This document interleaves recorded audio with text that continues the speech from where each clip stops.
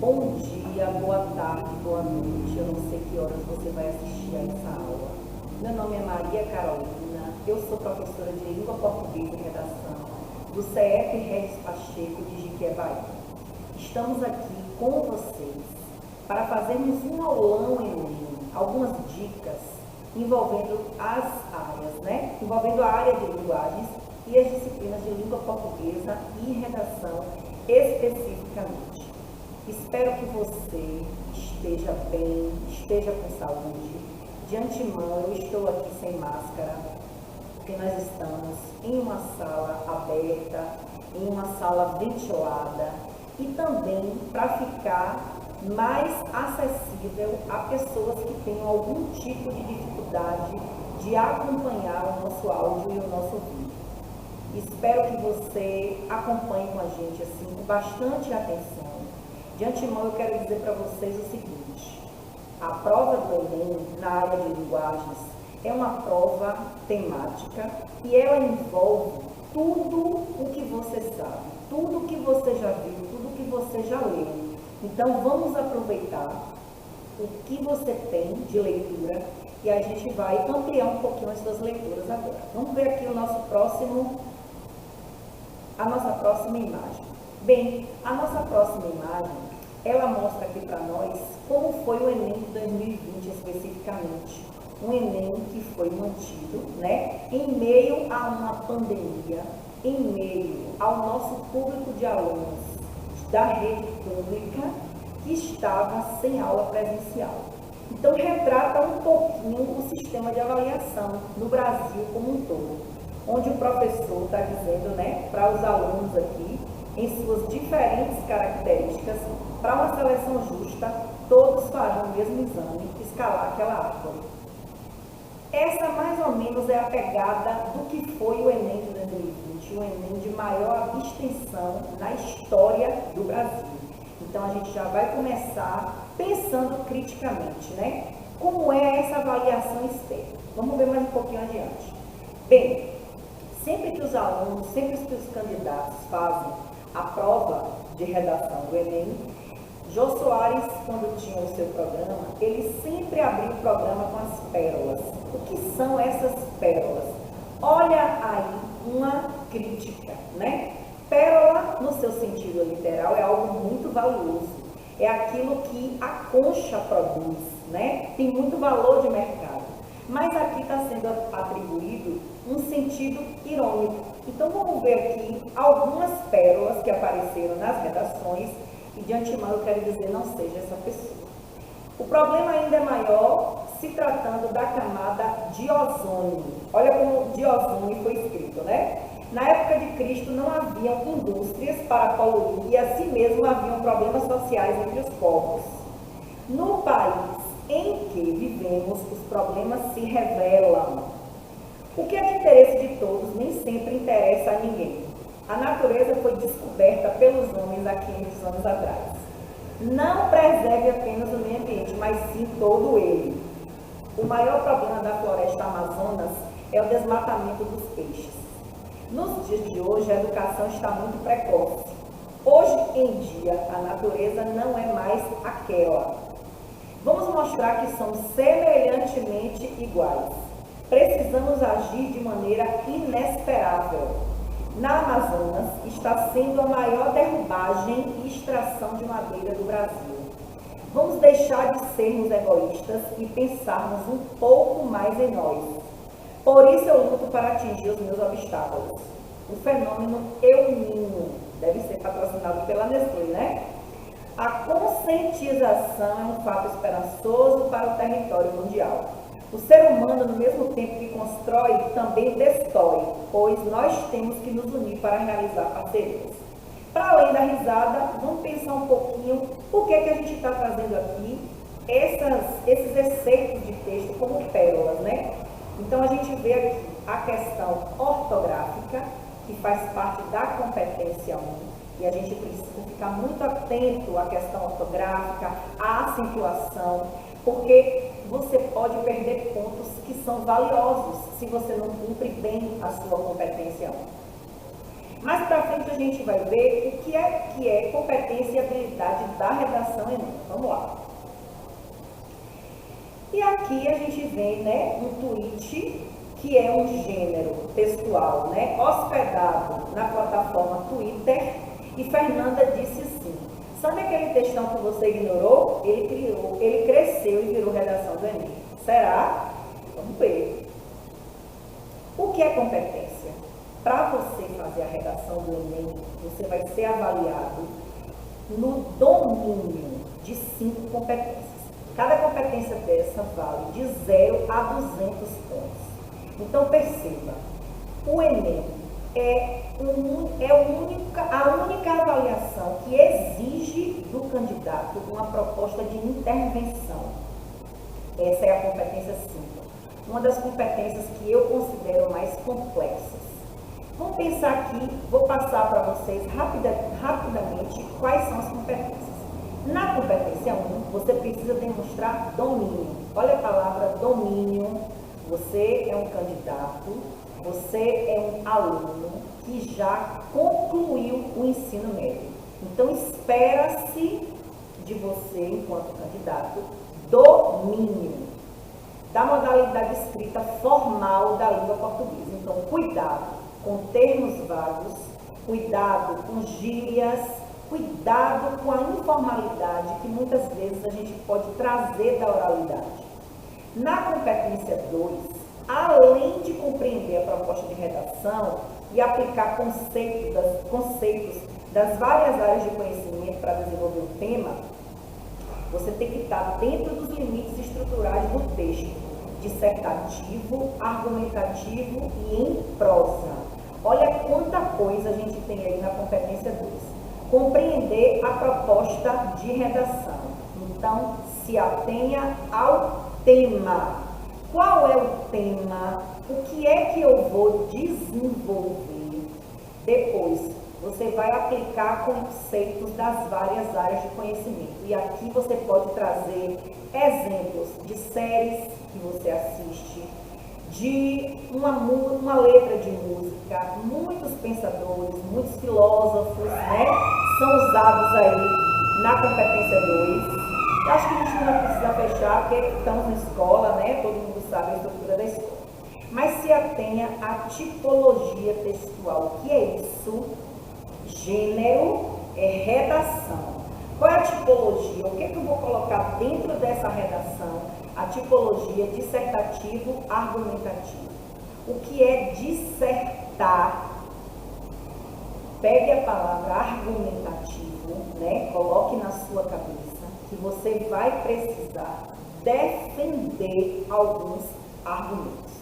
Então, dentro do tema, você vai construir uma tese e você vai até o final defendendo a sua argumentação.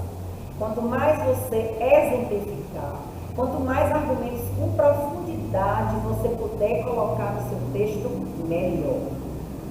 Olha a competência 3, selecionar, relacionar, organizar e interpretar informações. Você vai ver que lá você vai ter também alguns textos, né, complementares, fatos, opiniões e argumentos em defesa de um ponto de vista. Aqui tem uma habilidade muito importante para alunos que são concluintes do ensino médio. Distinguir o que é fato para uma opinião. Se você está dissertando, esqueça o uso da primeira pessoa. Não é eu acho, não é eu penso, eu considero, aconteceu comigo. Não. Fique de fora. Exponha a sua argumentação na terceira pessoa. Competência 4. Demonstrar conhecimento dos mecanismos linguísticos necessários para a construção da argumentação. Início, meio e fim. Uma ideia precisa ser anunciada e ela vai sendo completada ao longo do seu texto.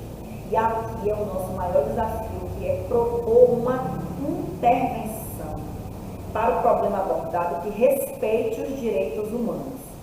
O que é intervir? É agir. É propor de fato algo concreto E isso pode ser realizado. Vamos ver mais na frente como é que a gente propõe uma intervenção, né? Você está vendo aí que a gente está indo do 0 até os 200 pontos. Então, eu vou começar do 0. Eu vou começar com alunos, com candidatos que não conseguem propor uma intervenção. Por quê? Porque ele não apresenta uma proposta de intervenção ou ele apresenta uma proposta não relacionada ao tema ou ao assunto. Aqui, dentro da competência 5, você vai receber 0. Olha como é que você vai se aproximando dos 200 pontos. E aqui eu vou logo para os 200. É quem elaborar muito bem uma proposta de intervenção detalhada, relacionada ao tema e articulada à discussão desenvolvida no texto. Deixa eu dar um exemplo mais claro. Mais na frente eu consigo fazer isso. Então, quem são os agentes? Quem vai agir, tá? Quem é que você vai chamar para poder solucionar, minimizar aquela problemática? O que é necessário para resolver o problema, você vai ter que explicar, né? Quem deve resolver o problema são as ONGs, é o Ministério da Saúde, é o Ministério da Educação, é a Prefeitura da cidade, junto com o projeto nas escolas, são campanhas educativas, agentes são aqueles que podem agir sobre, para resolver a problemática. Como é que o problema deve ser resolvido? Você tem que dizer. Você tem que explicar como é que isso é resolvido e o que será conquistado com o fim do problema. Qual é a finalidade disso? Vamos pensar de forma assim bem concreta. Estamos no meio de uma pandemia. Isso é um fato, né? Um fato inquestionável, a não ser que você more em Marte e que você não esteja acompanhando o que está acontecendo aqui no planeta Terra.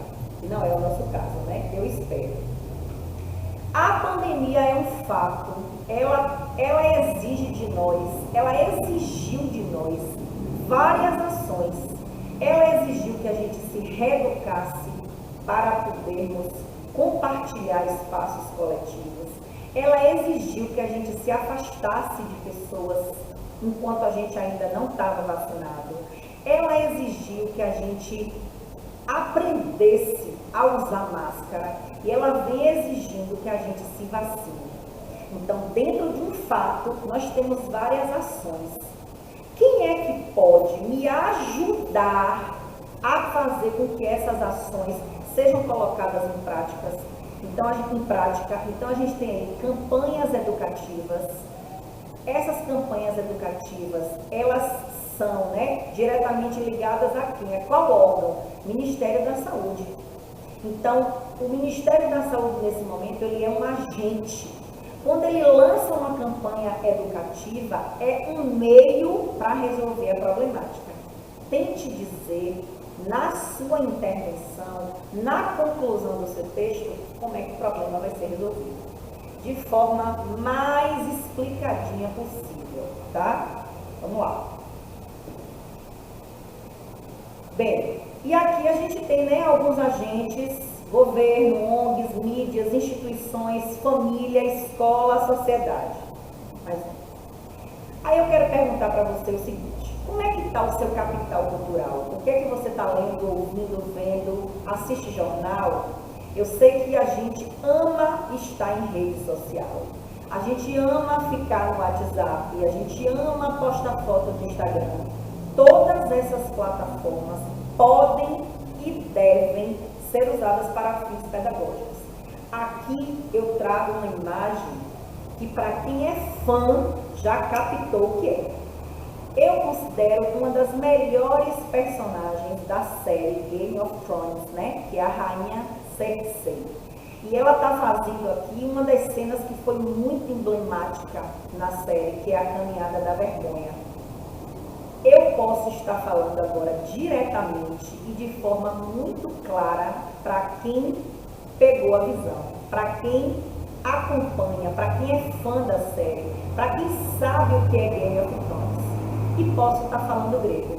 Tem gente agora que essa imagem não vai fazer sentido nenhum. Por quê? Porque eu preciso relacionar o que é que está acontecendo com o mundo dentro de uma imagem. Olha como essa imagem, ela vai falar com um público específico e ela não vai dizer nada a outros. Então, se você tem Instagram, siga páginas confiáveis, né?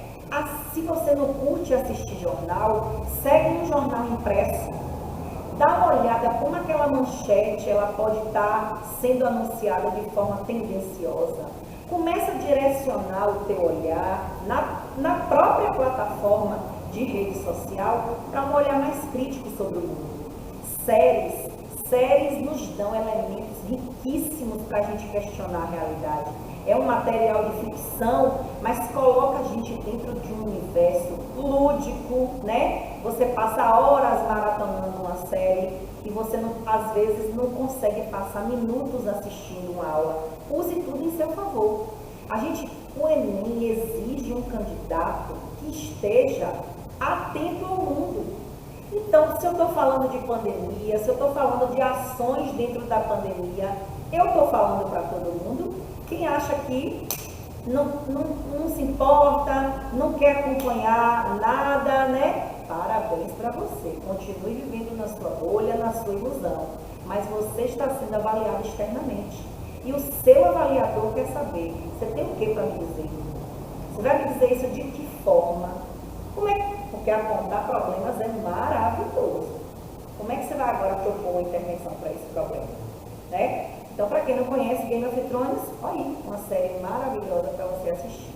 Uma dica cultural para vocês aqui.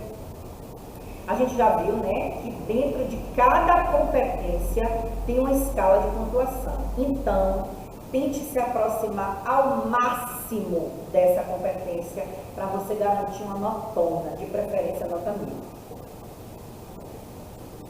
Quem tira 0 na redação, quem não redige o texto dissertativo argumentativo, né? Que não usa a tipologia dissertativa argumentativa, quem escreve um número menor de linhas do que o exigido, quem deixa a folha de redação em branco, quem desrespeita os direitos humanos, quem escreve impropérios, faz desenhos ou usa outras formas propositais de anulação, e aí o Enem tem um histórico com relação a isso, né? E quem foge do tema proposto. Não seja essa pessoa. Bem, eu trouxe aqui uma questão para a gente analisar agora o que é um item. O Enem trabalha com a seguinte tecnologia, TRI. O que é isso?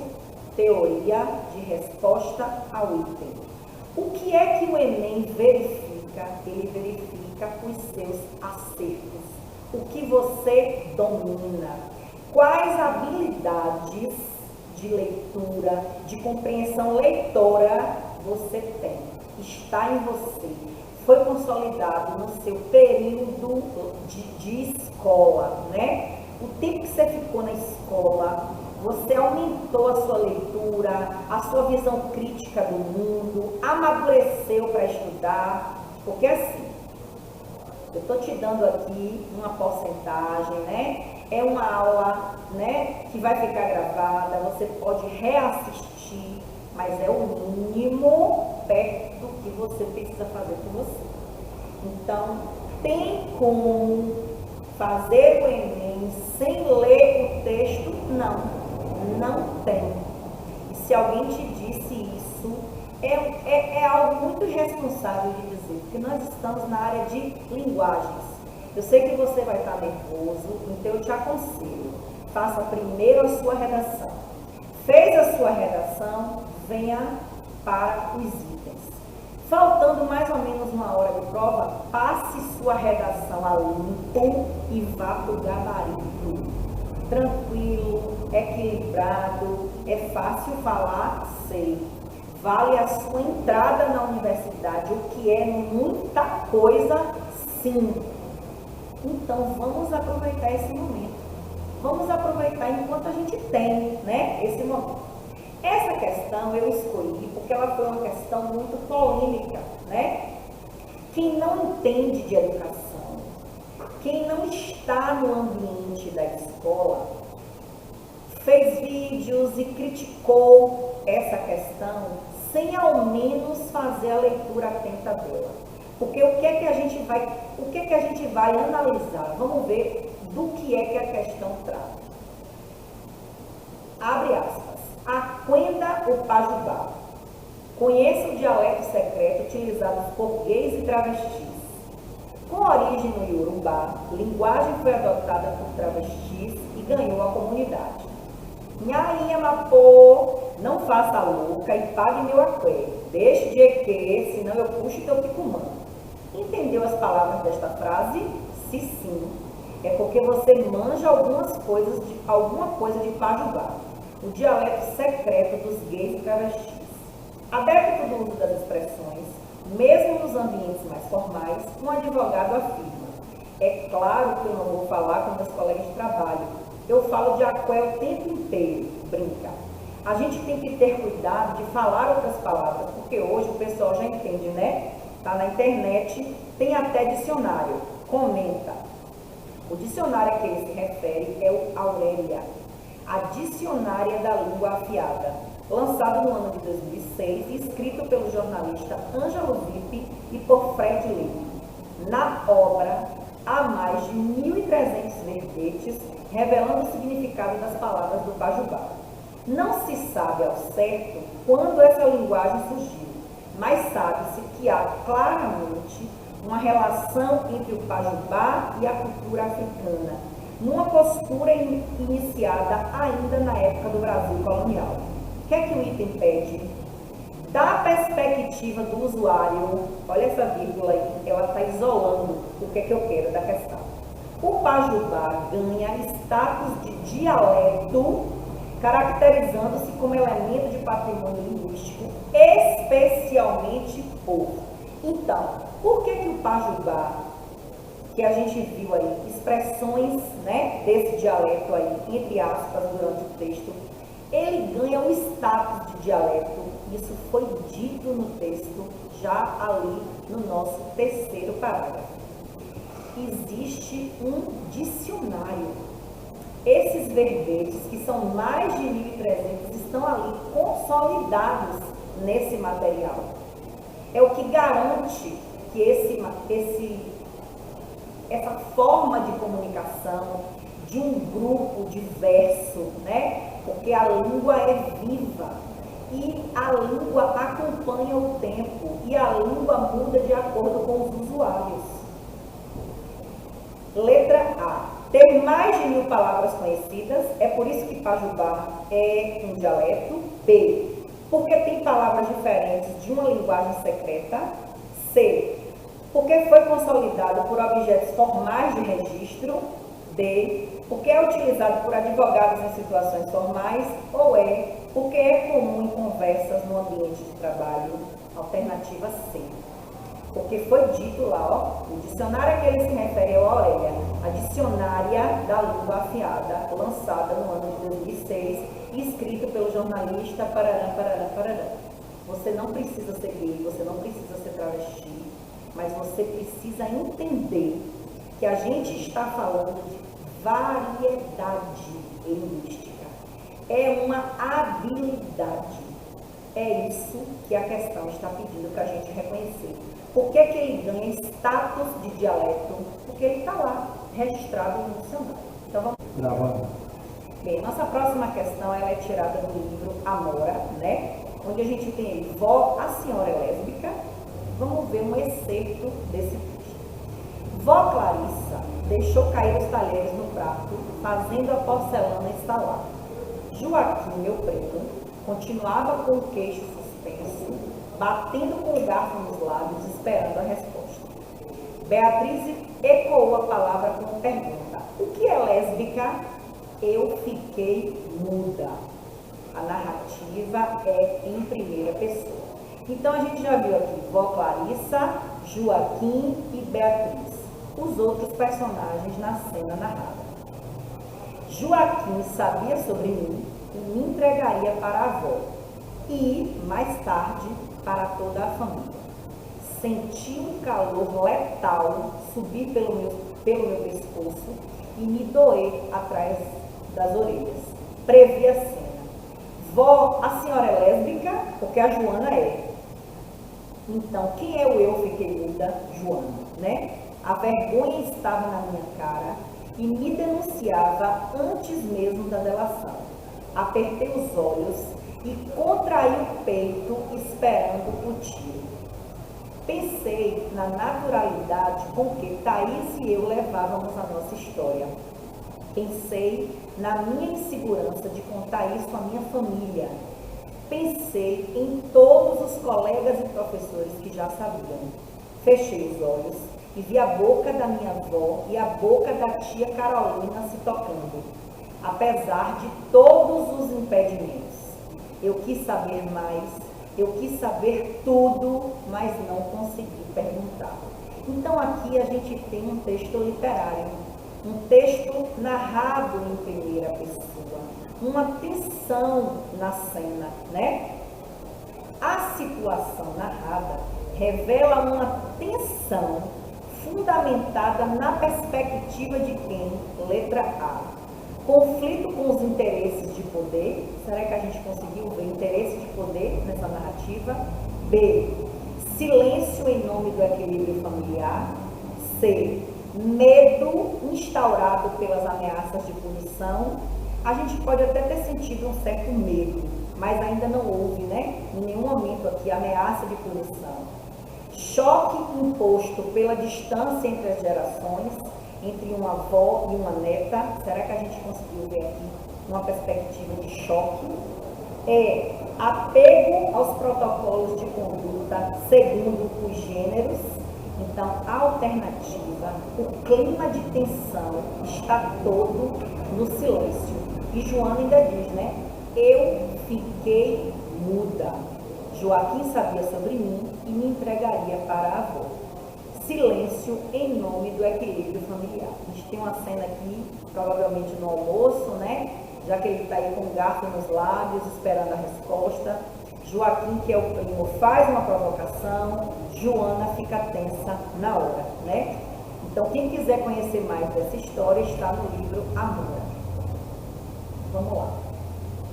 Eu trago aqui uma outra questão, porque é muito importante a gente saber de onde eu vou tirar elementos para responder essa questão. Então, a nossa primeira questão foi um texto informativo. Na segunda, a gente viu um texto literário. E aqui na terceira, a gente também tem um texto literário do livro Ensaio sobre a Cegueira, de José Saramago. O homem disse: estava a chover, e depois: quem é você? Não sou daqui. Anda à procura de comida? Sim, há 4 dias que não comemos. E como sabe que são 4 dias? É um cálculo. Está sozinha? Estou com meu marido e uns companheiros. Quantos são? Ao todo 7. Se estão a pensar em ficar conosco, tirem daí o sentido. Já somos muitos. Só estamos de passagem. De onde vem? Estivemos internados desde que a cegueira começou. Ah, sim, a quarentena não serviu de nada. Por que diz isso? Deixaram-nos sair. Houve um incêndio e nesse momento percebemos que os soldados que nos vigiavam tinham desaparecido. E saíram, sim. Os vossos soldados devem ter sido dos últimos a cegar. Toda a gente está cega. Toda a gente, a cidade toda, o país. O livro Ensaio sobre a Cegueira, do escritor português José Saramago, ele ficou muito famoso quando ele virou filme, né? E ele vai falar de forma metafórica de uma população que repentinamente fica cega e é uma cegueira branca. Olha como tem a ver com o ano de 2020 e o ano de 2021, né? Onde a gente precisou e precisa fazer quarentena, onde há também muito negacionismo dentro da própria condição de pandemia. É uma metáfora muito interessante, recomendo a leitura ou que assista ao filme. Mas olha o que é que o item pede. A cena retrata as experiências das personagens em um país atingido por uma epidemia. Ponto. No diálogo, a violação de determinadas regras de pontuação. Preste atenção na palavra violação, né? Então, você viu que lendo eu usei até a entonação de interrogação, mas a gente não viu interrogação.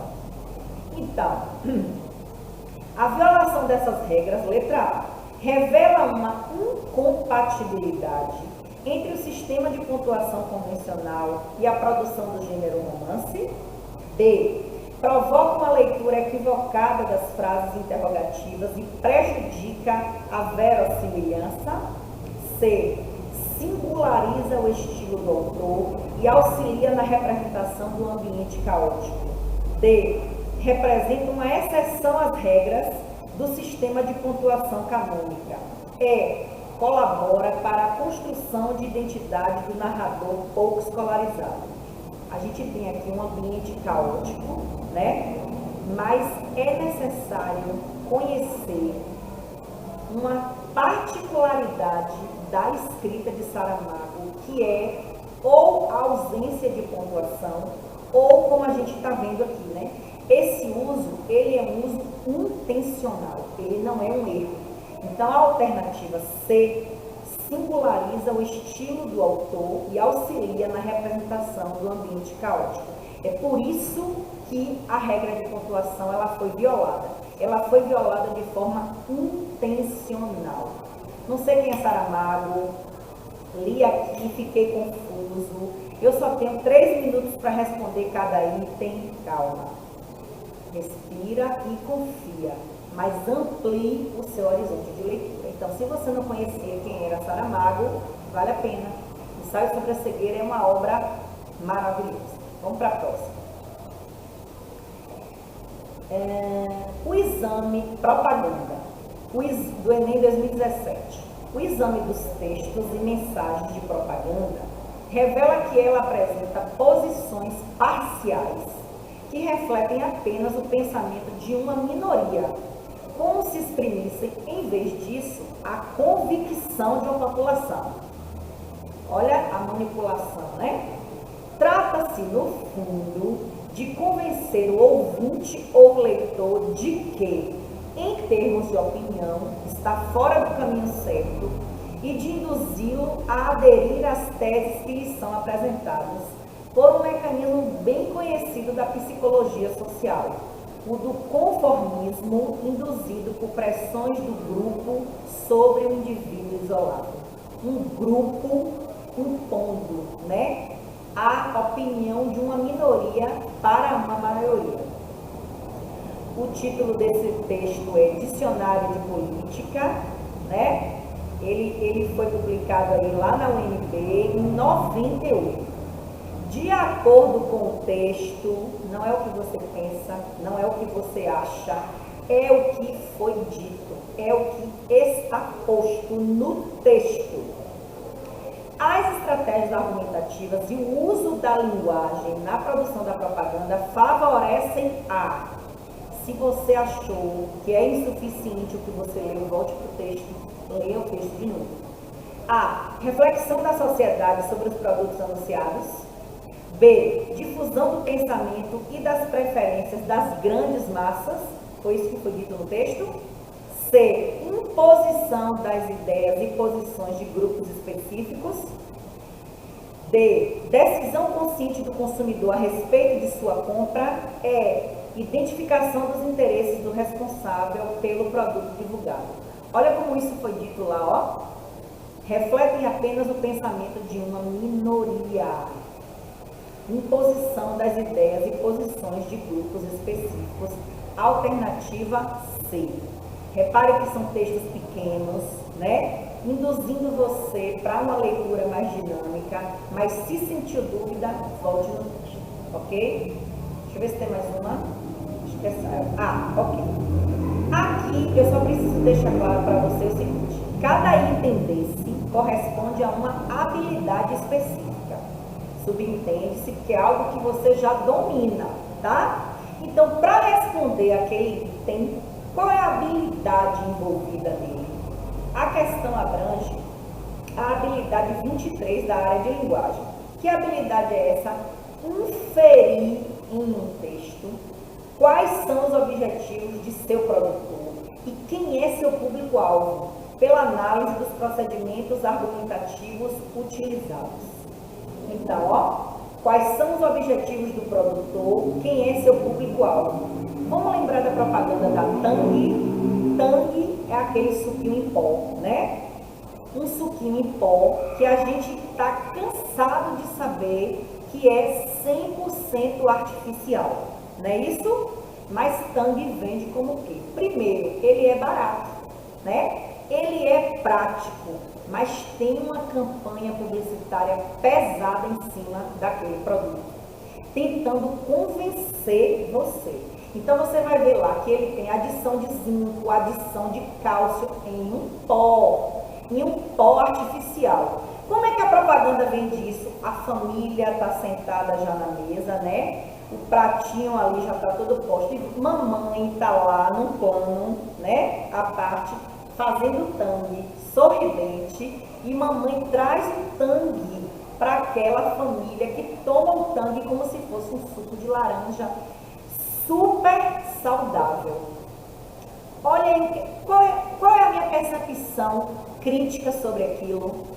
Se o produto precisa de propaganda, pode ter certeza que ele não presta, que ele não vale nada. Quanto, Fátima pega e come presunto da Seara, Angélica, o cachorro-quente da Seara, Ivete, a margarina da Ivete. Como se nós, consumidores, fôssemos pessoas sem nenhum tipo de leitura crítica. Está vendendo para a gente algo que é lixo alimentar, sorrindo. Então eu preciso ter o domínio dessa habilidade. Eu preciso saber qual é o objetivo desse cara, né? Para quem é que ele está vendendo? Como é que eu vou saber isso? Analisando a argumentação. Eu tenho essa leitura de mundo desde que eu existo no mundo? Não. Leio, estudo, me informo, me especializo. Então, meu amor, se você ainda não está prestando atenção no mundo, a hora é agora, certo? Mais uma. Aqui eu peguei até mesmo a prova que a pessoa estava lá corrigindo, né, o gabarito. É muito bom a gente corrigir o gabarito, a gente pensar, poxa, eu acertava isso aqui, mas eu fiquei nervoso. É bom você se conhecer num processo avaliativo. Eu sei que o nervoso é muito grande, né? A pressão é muito grande, mas a gente vai conseguir. Tenho fé, tá? Mas não é só fé. Estou te preparando para isso. Estou trazendo para você uma leitura. Estou te mostrando o caminho, certo? Caminho do lado de lá também. Aqui eu trago um texto do meu amado Machado de Assis, né? O título é A Causa Secreta. Foi disponível lá no endereço eletrônico domíniopublico.gov.br e foi acessado em outubro de 2015. Também um texto literário. Garcia tinha se chegado ao cadáver, levantara o lenço e contemplara por alguns instantes as feições difuntas. Depois, como se a morte espiritualizasse tudo, inclinou-se e beijou-a na testa. Foi nesse momento que Fortunato chegou à porta. Estacou assombrado, não podia ser o beijo da amizade. Podia ser o epílogo de um livro adúltero. A temática do adultério é muito presente na obra de Machado de Assis, né?